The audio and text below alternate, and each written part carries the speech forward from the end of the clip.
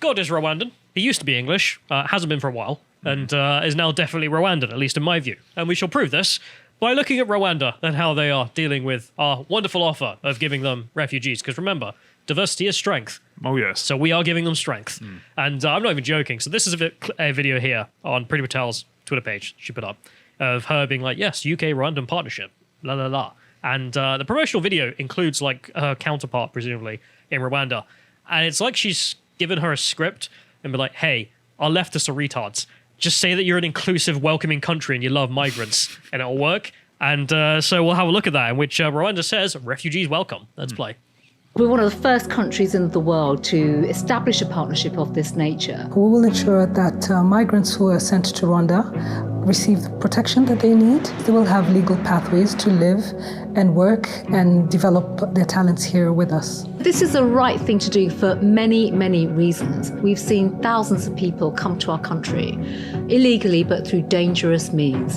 And that's what we want to stop. So the new investments being made in this partnership will enable us to do even more of what we're doing currently in welcoming migrants to Rwanda and ensuring that they're able to develop themselves.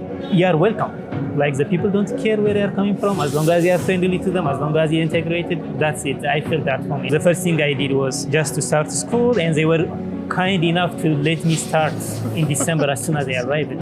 Well, to me, Rwanda is everything. My family, I'm having 4 children, having a number of companies. Rwanda is a safe and welcoming country. We're an inclusive country. We do not discriminate against anybody. This is enshrined in our constitution.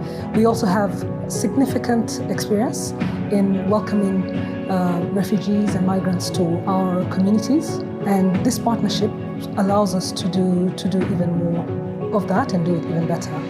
I mean, it's hard not to laugh because it's so perfectly over the top. Yeah, but it's so perfectly crafted. Like, whoever's done that deserves a pay raise, frankly, because that's genius. So how do we make a troll video? Yeah, inclusive country. We welcome refugees of all kinds. Refugees are welcome here in Rwanda.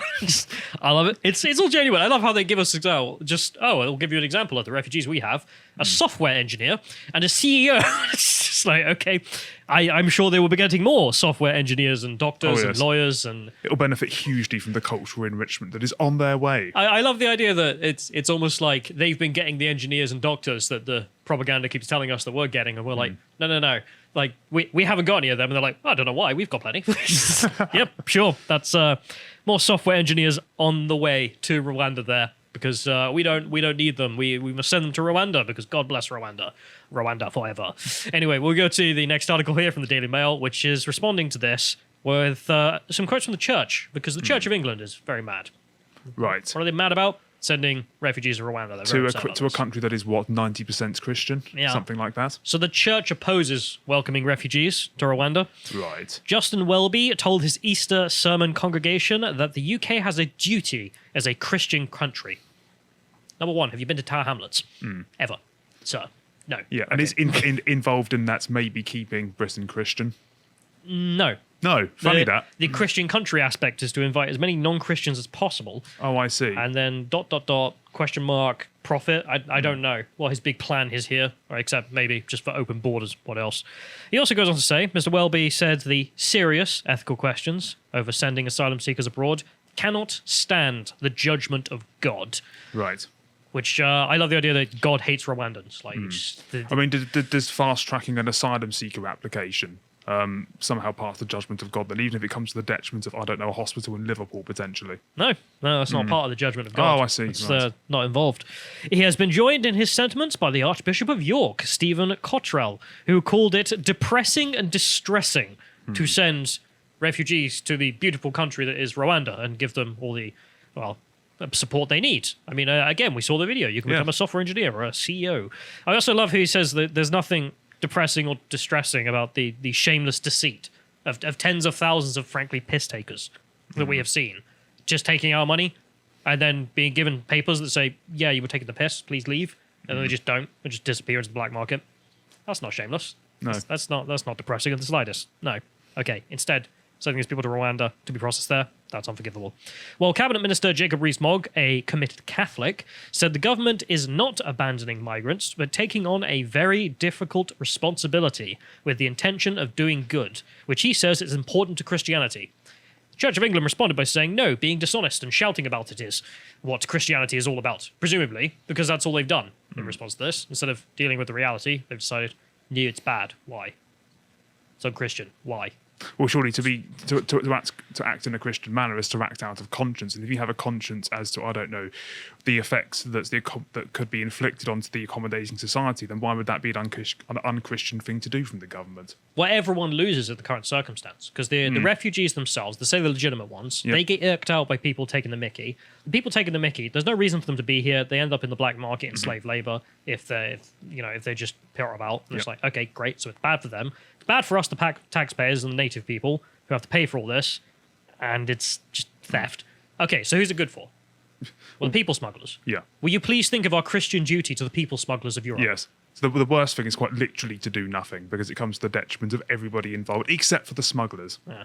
But anyway, I don't know why. Well, I suppose we should take the Christian sentiments of the Church of England a little more in, well, perspective of what they think is Christian, because if we go to the next one, this is the same church. I've listed this before, but when the ministers were caught engaging in adultery, this is one Church of England bishop who decided to go down and say that the adultery was just a bit of a fling, not really important. The bad part was him not wearing a mask Oh, was it? while he committed adultery.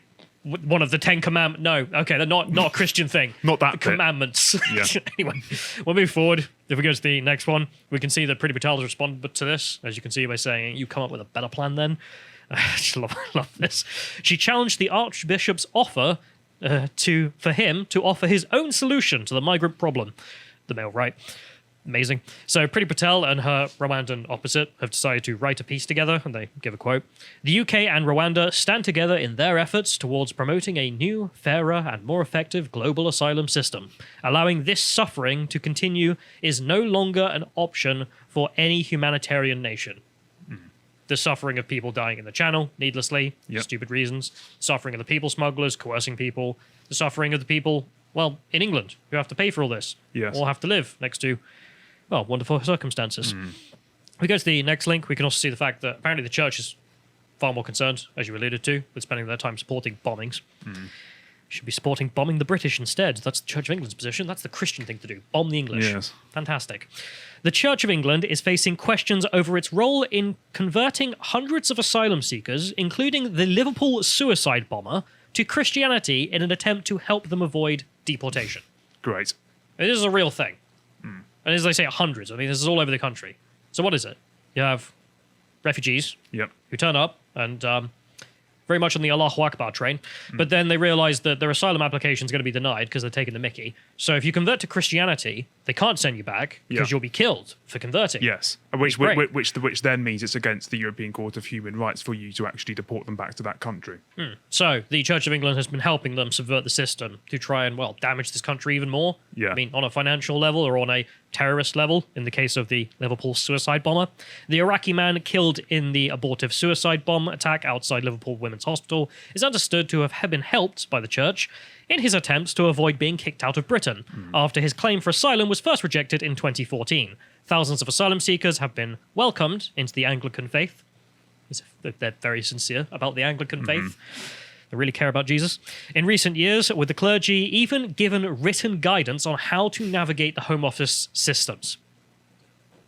What are you doing? I mean, like, Seriously. this is the church that's very concerned with its unchristian to send people to Rwanda to be processed. I mean, Meanwhile, we're going to help some terrorists out. But they are aware of Islam's own position on non-believers, aren't they?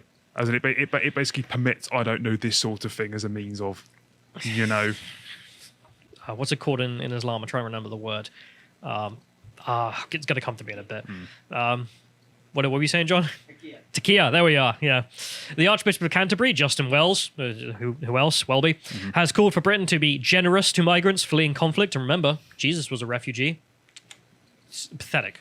Like, it's just embarrassing when people talk like this. Yeah. But especially from the Archbishop, who is just like, yes, trying to save Britain, that's terrible, that's unchristian. But trying to bomb it, that's right, I'm a Christian. Like, it's ridiculous. If we go to the next one, we have his counterpart I mentioned earlier, the Archbishop of York, who we actually spoke about a while back, me and Carl, in this episode, where the Church of England denounced themselves as racist. So again, don't care what they have to say. Nope. But the Archbishop of York decided to come out and say that Jesus was black.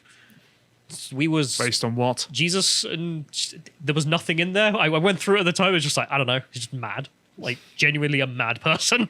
So of course, the leadership, the Church of England, is too white, he says as well. But that just exposes what the Church of England is, which it's corrupted by social justice and clearly irreligious. Yeah. Like, they have no more moorings in religion. It's been remolded to the point that it's in contempt of the religion it claims to serve. Yeah. There's someone who's a bit mad about this. Friend Who's of that? ours. Go to Calvin Robinson here on GB News. Oh, good old Calvin. Who is pretty upset because he's like, well, what the hell is wrong with you? As he says, this is why people are leaving the Church of England in droves. They don't want to hear wokeness. Kind of want to hear the Christian stuff, don't they? I mean, I'm not even a Christian. Not even, my club.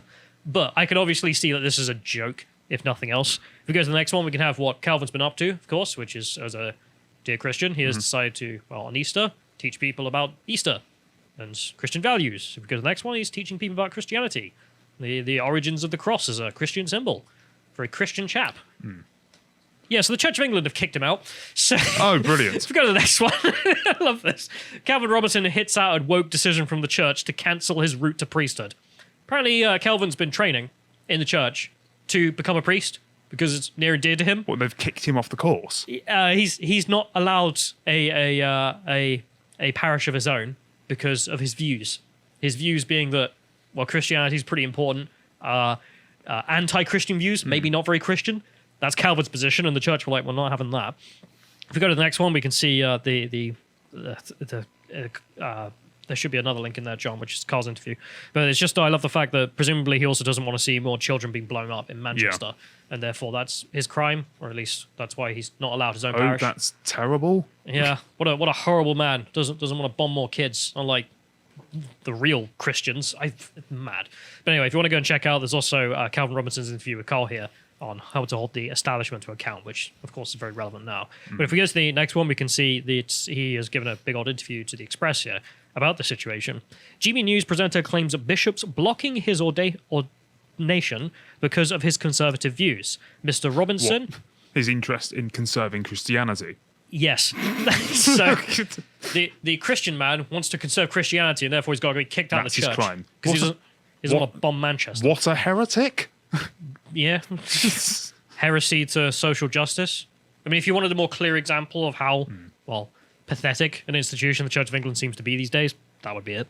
Mr. Robinson, a former teacher and well-known right-of-centre political commentator, has been training for ordination at St. Stephen's College in Oxford and was supposed to begin a currency in Holborn later this year. But senior clergy in London... Of course it's London. Including the Bishop of London, Sarah Mullany, have taken exception to his criticism of woke culture and other conservative comments on social media and blocked the original plan. Mr. Robinson said, Mr. Robinson has told the Sunday Express that he has consulted a barrister about possibly taking the Church of England to court over the issue, arguing that he and others are facing prejudice for having orthodox conservative opinions. Right. I mean, I'm sorry, but I know that is a joke. This, in the sense of like the UK is very irreligious, and the joke has always been in England for foreigners who don't know. Oh, you're an atheist. Oh, you should join the Church of England. Like there, you could be a modernist, which means you don't believe in God. But it's so real, like demonstrably. Like we have a guy who genuinely wants to spread the word of Christ. Kick him out. Yeah, and is presumably acting out of conscience for the, I suppose, to the assault done to the Christian religion by the Anglican Church, and they've dealt with this by what? Preventing him from being able to preach because, well, that he would be preaching the wrong things. Obviously. What are the wrong things? Christian things, not social justice things. Yeah, quite. Amazing. So he said, I felt the media work was part of my calling and future ministry, so those two were not separable. However, a Zoom meeting on February 25th, the Bishop of Fulham, Jonathan Baker, who was his sponsor, told him that, quote, he needs to make a choice, and warned that it would be too difficult to do both because of complaints which were being made about him. What were the complaints? A few hours later, the Bishop of Fulham emailed the Bishop of London to say that Mr. Robinson's currency in Holborn had been cancelled. A number of complaints from unnamed individuals who, according to the documents seen by the Sunday Express, were sometimes on first-name terms with the Bishop of London's secretary, were raised against Mr. Robinson. So, we have a bunch of SJWs in the church, or out of the church, who even knows, just emailing the Bishop's secretary being like, you can't have Robinson, why? He'll say things. What things? Christian things. Are any of them actually Christian? Probably not. Church of England seems not. So one point of contention was Mr. Robinson objecting on Twitter to another ordained Gerald Robinson Brown's attack on Captain Tom Moore. Gerald Robinson Brown, who had been allowed to go ahead with a planned currency in Aldgate, said of the Second World War veteran, who has become an inspiration during the pandemic lockdown, the cult of Captain Tom is the cult of white British nationalism. Really? White British nationalism. It's He was literally interviewed by Owen Jones yeah. a while ago, wasn't he? And received in a quite friendly fashion, I must say. Captain Tom, part of the far right. But just the part of, well, race nationalism here, white British nationalism. So, well, Calvin responded by pointing out that this was obvious BS. So Mr. Robinson retweeted asking if he was racist for now using the phrase from Farmer Ted's, I hear a racist now, father, for people who don't know the reference. Because, well, what the hell's wrong with you? Like, this guy's raising money for the NHS. Put it outside for a moment. But therefore, he's part of white nationalism. The hell are you talking about? The Bishop of Edmonton wrote to the Bishop of London describing Mr. Robinson's tweet as concerning. Concerning.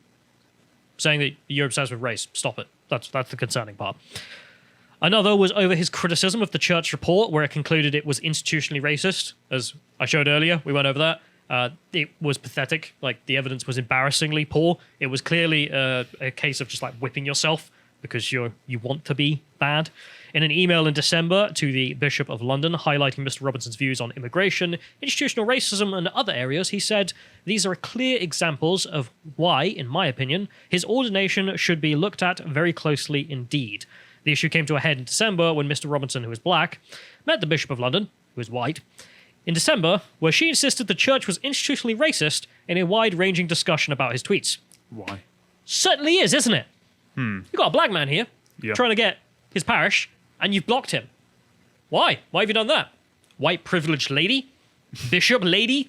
Who's holding over the future of this innocent black man who just has, well, actually pretty tame opinions on, well, immigration. I also love the fact that he's like, it's not institutionally racist, and she's like, well, not on my watch. It's gonna be institutionally racist when she's done with it. But anyway, that's the circumstance there. But the reason I went through all that is, number one, Rwanda forever. Honestly, Rwanda really is my new best friend.